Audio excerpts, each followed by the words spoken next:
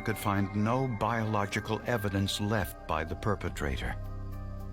The only possible piece of evidence was the blood stain on Dawn's bed.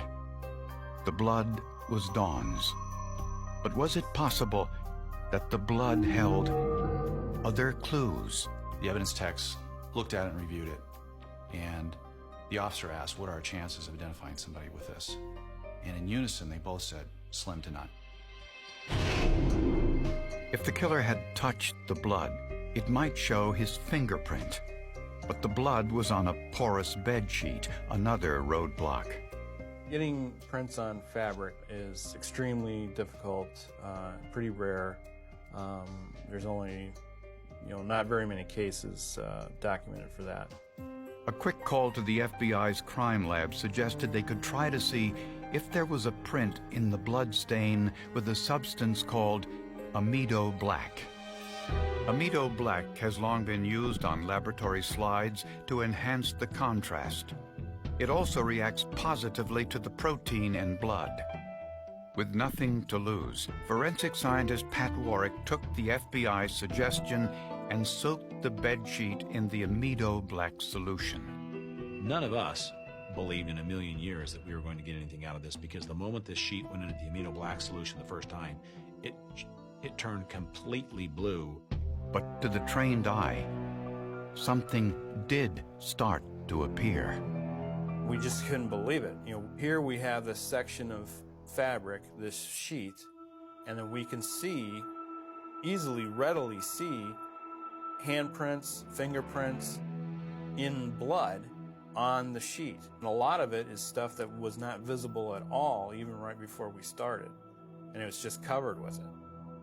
The partial palm print that emerged didn't look like it could be used for any kind of identification. The fabric was the real problem. You have to get in close and look for detail, ridge detail, friction ridge skin detail. So we look at it with magnification. As soon as you get in close, all you can see is the weave of the fabric. You can't really see any detail because the weave is interfering with that. That's all you can see. The palm print now looked like a dead end, and detectives had to face the possibility that Dawn's murder would never be solved.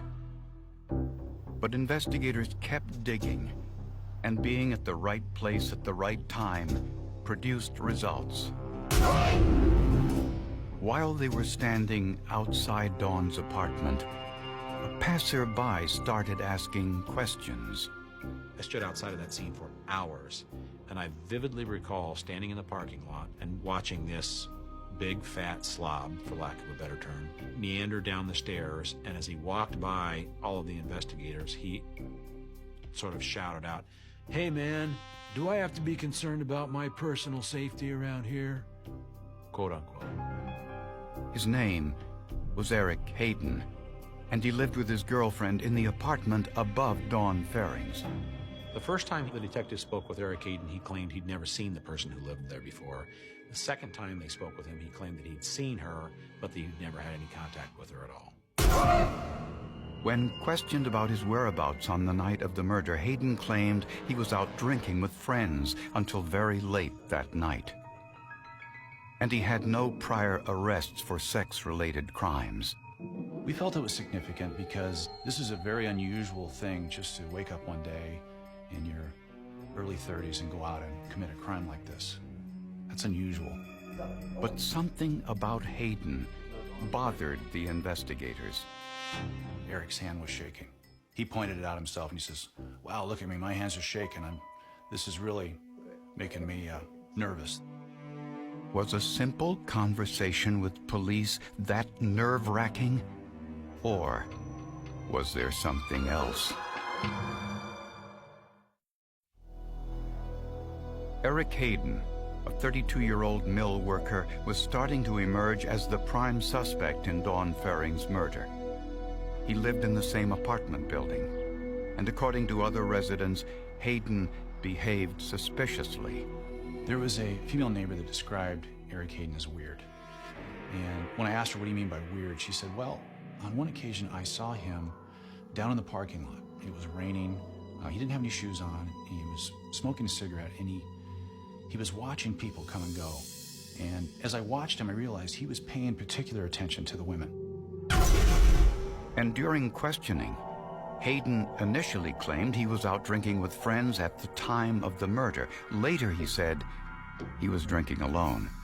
When his story started changing, they consider the fact he admittedly drinks to the point where he doesn't know what's going on.